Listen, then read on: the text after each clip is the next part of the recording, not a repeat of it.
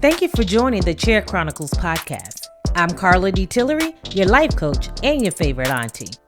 This episode is part of a 4-part series on Have You Had the Talk? The talk is a common expression in the Black community, but usually it's focused around having those conversations with your children about racism. But we need to have more of the talk. So, this series deals with having the talk with our families about unexpected and expected deaths of a loved one, having the talk with our children about racism, having the talk with our family and friends about the psychological impacts of living while Black, and also having the talk about the economic pitfalls that face the Black community. So, pull up a chair and let's have a talk.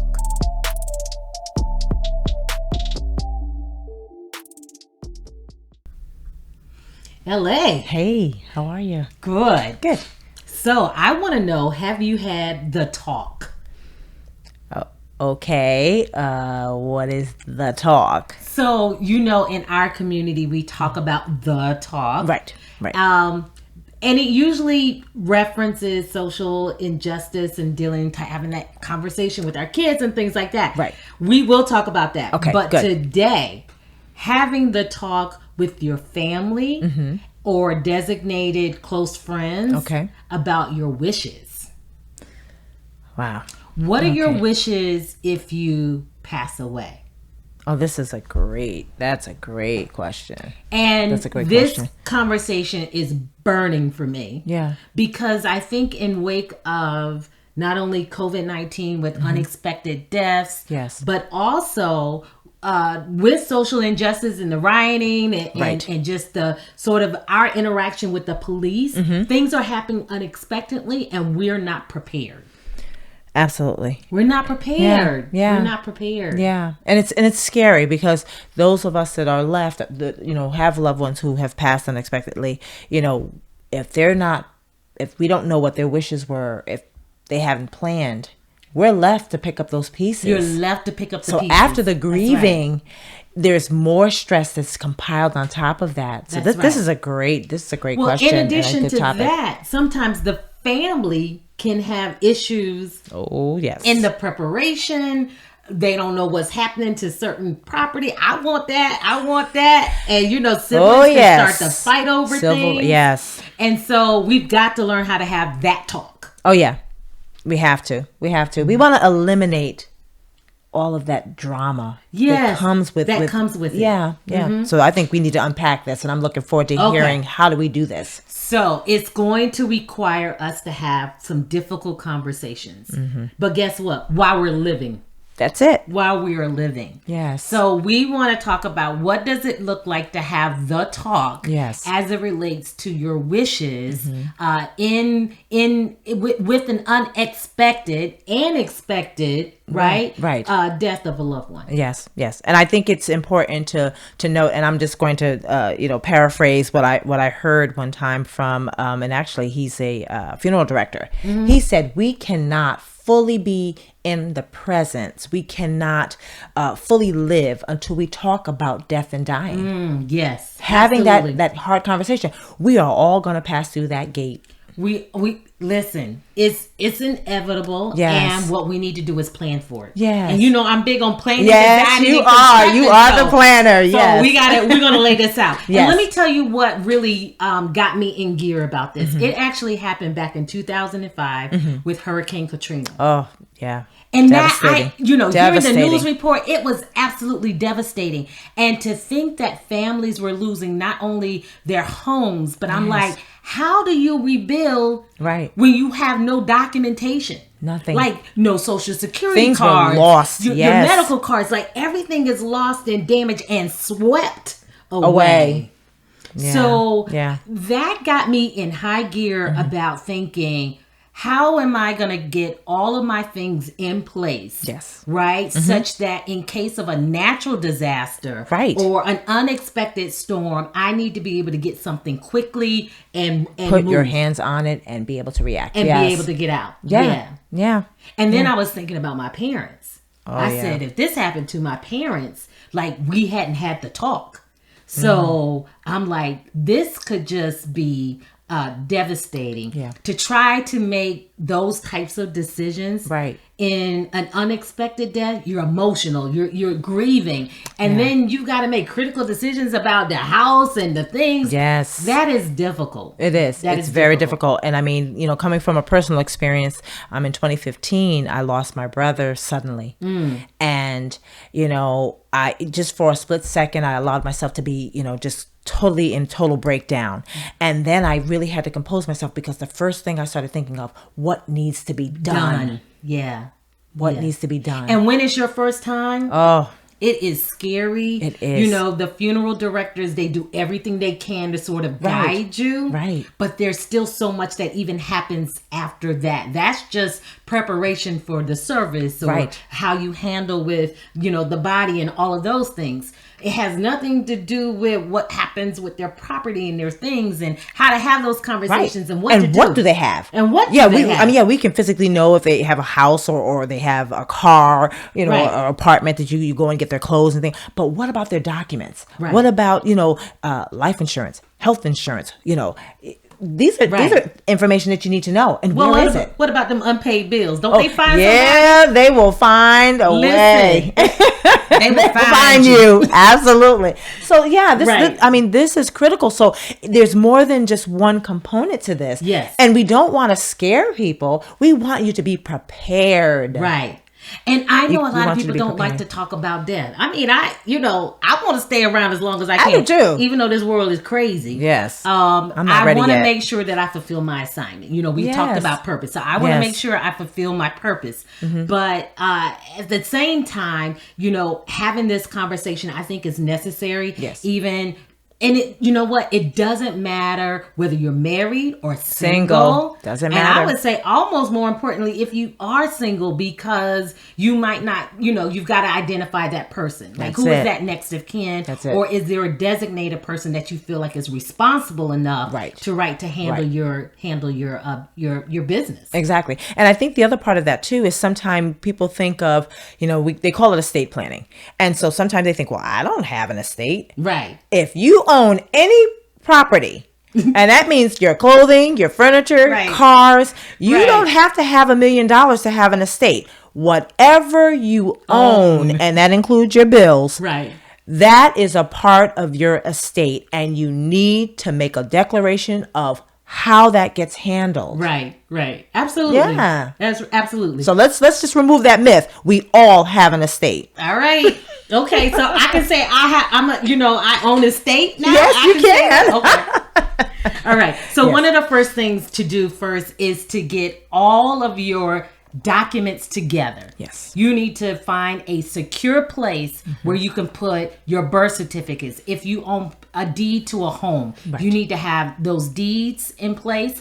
If you have cars that you've already paid off and you have the titles, you need the titles. Right. I also say copies of your medical cards. Yes. Copies of your driver's license, because again, this is also in preparation if there is a natural disaster or if you need to relocate quickly, or if you got to take some things, right? Yes. And you don't have the originals, you're going to need copies somewhere. Yes.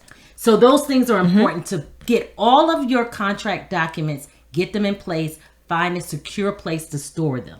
Go to Walmart and get a lockbox. Yes.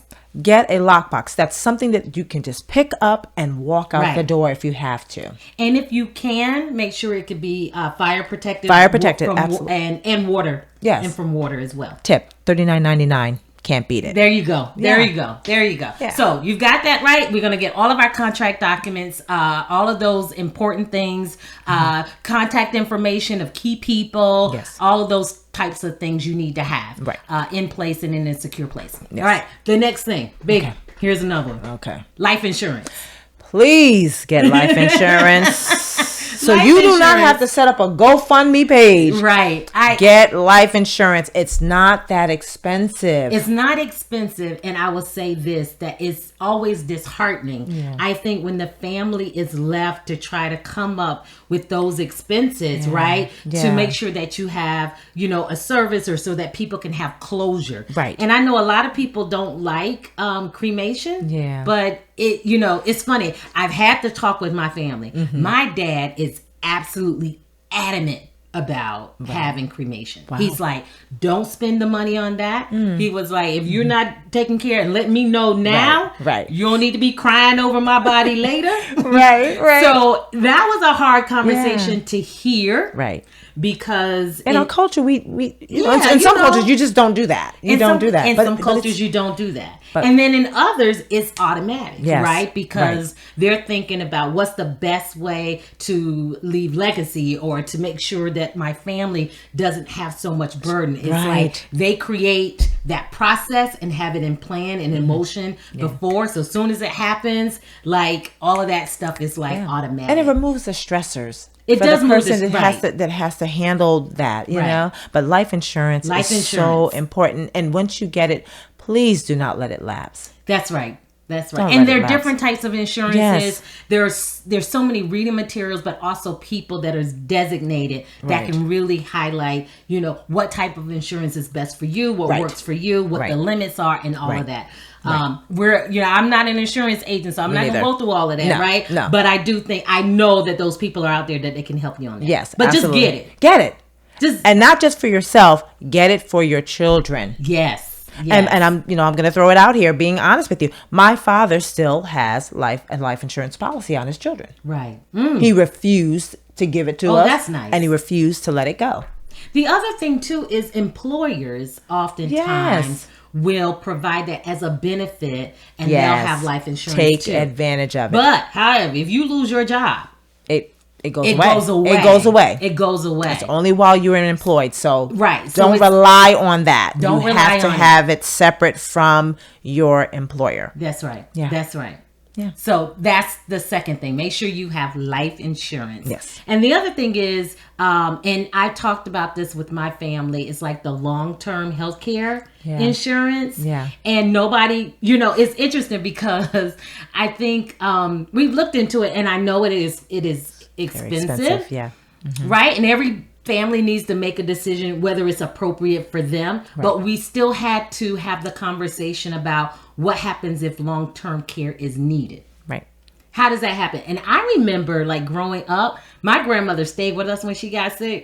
She was hilarious too. I mean, as a little girl watching it, you don't quite understand like the transitions of aging. Right. So a lot of things that she did was just hilarious because it was like, we were like, "Mommy, Grandma, come to the table and eat," and she's, we set the table and she's eating, but there's nothing on the plate, right?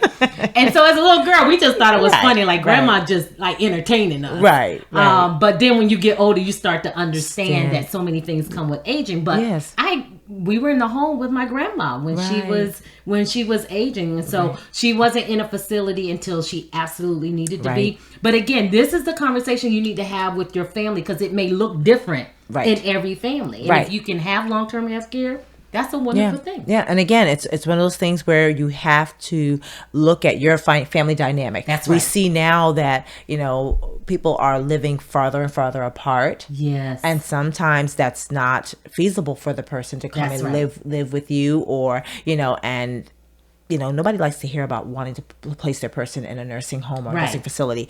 But it's better to get this information now. That's right. Absolutely. Yeah. Absolutely. Yeah. All right. So here's another thing. Last will and testament.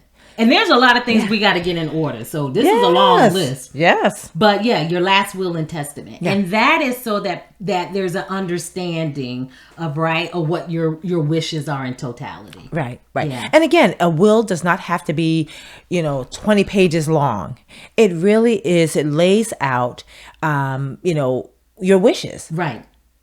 And what I know they have templates like in the office kind of supply stores. Yes. Mm-hmm. I know there's other legal services that have templates that make it very easy and cost effective to do it. Right. So there's a number of ways to do it. You can seek out, of course, an attorney, which you actually should. You want to make sure that everything is done right. But there are so many ways to get there. Yes. Right? That range on the cost spectrum. Exactly. And again, this goes to about what we were talking about earlier about estate planning. This is a part of it. So if you have a car and you want to leave it to, your nephew, you want to have these things outlined. So that way, when you are no longer here, there are not people fighting and saying, well, he promised me his car. And well, he told me you want to have that in writing, right? Legal document. This is who it's going to. Case closed. Right. Save the family some of the drama. Let's stop. Although I would say, if you ain't getting the car, you might be upset too now if your name ain't down there on that sheet of paper. Exactly. Don't get offended because this is the person's wishes, okay? Yeah. So the other thing is designating your healthcare agent. Mm-hmm. And the other thing is a power of attorney, which are two different things, right? Yes. And so we need to have a healthcare agent in case of we need someone to represent us and have that conversation with the medical doctors and the physicians on behalf of our healthcare services. Yes. That's one thing. Yes. And the power of attorney they have the fiduciary responsibility over your finances and your investments. So two different things. And your power of attorney doesn't necessarily give them the legal authority to make decisions about your healthcare. Right. Exactly. Yeah. And you can put those things in place now, but while you are of sound mind and body, it does not mean that, okay, I have a power of attorney now. They don't have to, and you do not have to allow them to make any decisions until you are at a place where you are no longer able to make those decisions for yourself. And again, your power of attorney and the person that you have that's part of your healthcare codicil, they don't have to be the same person. That's right. That's right.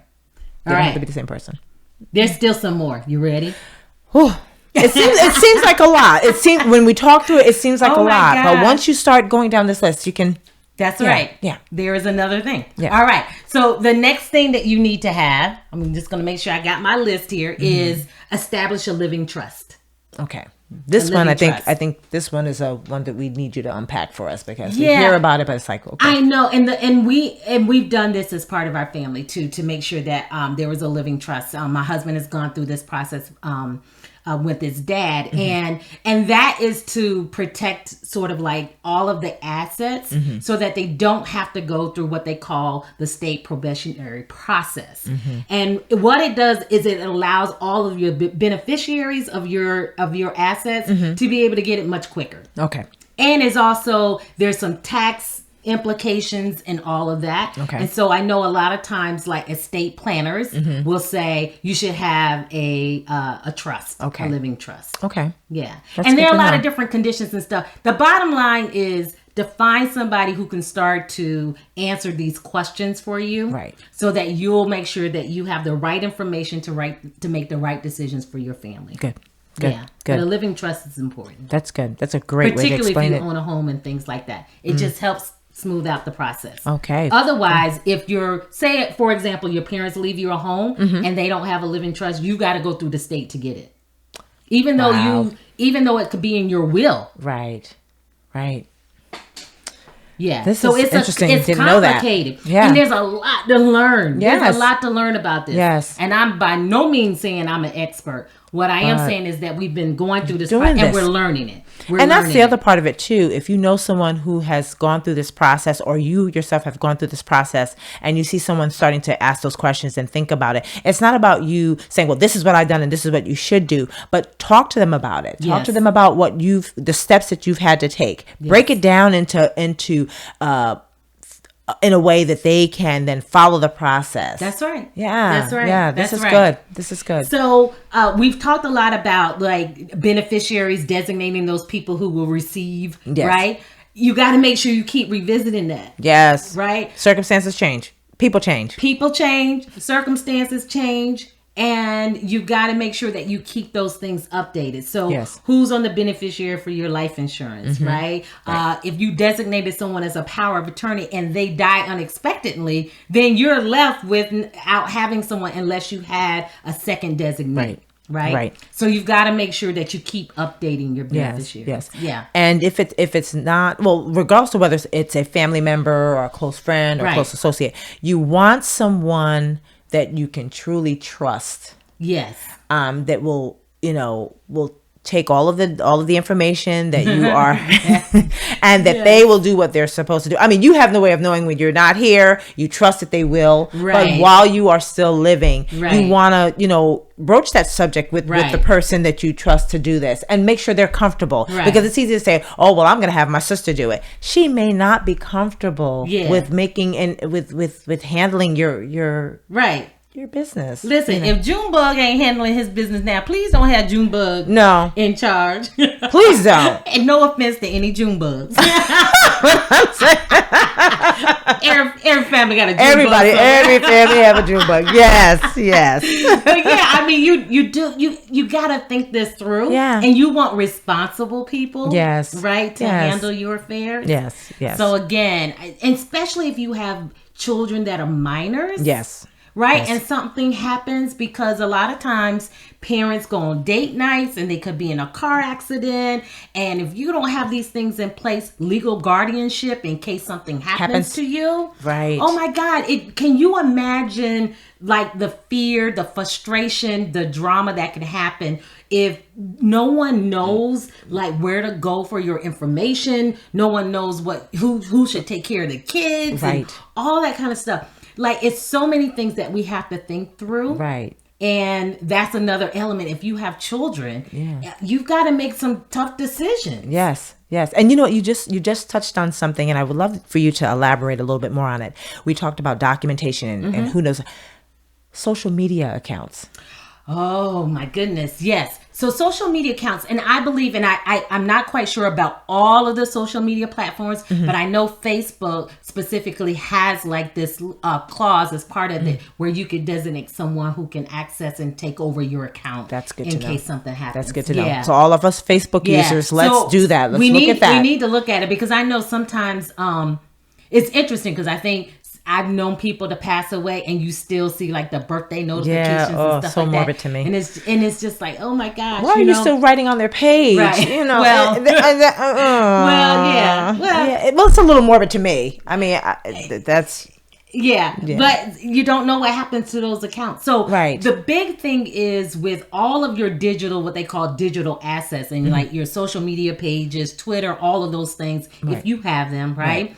Online banking accounts is considered a digital asset. Right. Any investment, all of those things are important. So when it comes to even getting all of your documents in place, this is what I've done. I have a list of all of those things, all of my accounts, my usernames and passwords. Again, it's in a secure place, so don't think y'all can find it. But I do have all of those things in place, and I actually work with my dad on this too, because my dad does a lot of driving. He's the primary driver. If something happens to him, but my mom is still, like, we had to figure out like, okay, how to access this stuff so that things still can get paid, right? Yes. So my mom will still have a place to stay and all of that kind of stuff, right? Yes. And so there's some things you can put some safety measures in place. Yes. Even if you don't have the other things, or you're working on the will, the living trust, and all those things. Okay. All the and those usernames and passwords. How many times the passwords change over and over again? Yeah. Get locked out. Have to get the email. You got to reset your passwords, and then they have all these security measures, right? They ask you all these questions. You got to verify who you are, and if it's a new device, you might not be able to tap into it, right? Right. So it's so it's a lot. It's a lot. It's a lot. It is a lot. But if you start now. Yes. Start now. So yes, with all of the digital assets, you need to keep a good rolling log of all of these things so that you have it in place. If someone needs to get to it, they can. This is good. This is some great steps. I'm hoping that you're taking notes, because this is great. This is a good way to get organized and, go down that checklist. And then the last thing is just, okay, so this is what I want when I pass away. Okay. I told my husband and my family.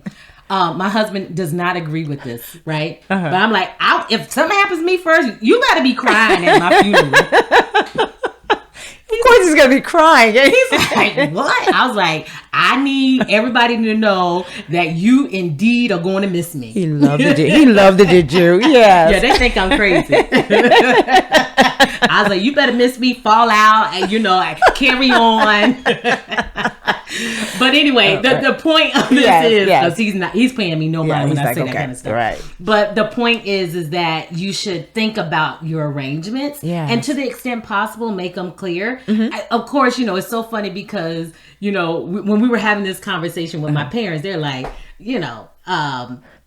my sister said, you're not gonna know what we doing anyway. But I will know. So of course people really are not gonna know what you want to do. But if you have some desires or specific wishes for your services, you should kind of lay them out. Yeah. And again, that also, and this is not a have to do, but I have heard a lot of older people talking about this. My funeral's paid for. Oh, you don't have to worry about that. I have it all set, Well, Pre-planning. And I remember my mother like having these conversations again when my grandma passed, with the funeral director. Like, families bought plots, right? Yeah. They would buy 5 or 6, I guess they got the bundle package. Yeah.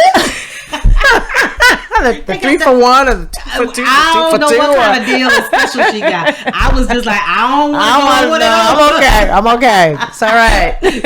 So I remember back then my family, they actually they had plots, and so they were thinking about that ahead of time, and they were getting, when you pay for it early, then you don't have to worry about it and worry about inflation costs, right? So hopefully you don't have to use them, but I will tell you, it is good to do as much planning ahead of time as possible and have this difficult conversation. Yes. No one likes to talk about death and dying. No. Well, maybe there are a few people, I don't know them. But I don't want to know them, but it is a necessary conversation, whether you like it or not. It is a necessary It's adulting. It's part of the adulting, that we do. So, but this is good. Yeah. This is great. So the last thing I would say are the 3 C's, right? So the 3 C's are copy. Copy all of your documents and store them in a secure place. Yes. All right? Okay. The second C, communicate. Yes. Communicate with your family and or that designated person or persons that will be responsible to handle your affairs if something is to happen to you, particularly unexpected. You need to have these things in place, and you need to be talking about what your wishes are so that it is clear. It's outlined and clear. Accidents happen. Yes. And natural disasters and things like that come, and it's hard to kind of get all these things in place. So you should be having the talk and communicating with your family and friends. Yes. Where do they need to go to find this information? Yes. So that they can have access to all of these things and make sure that your affairs are being taken care of. Yeah. Who is your lawyer? Right. If you're working with a lawyer, who should they go to? Maybe you have a family lawyer. Yes. Or maybe you just know of someone that you have contacted to handle your affairs. Communicate. And continue. Yeah.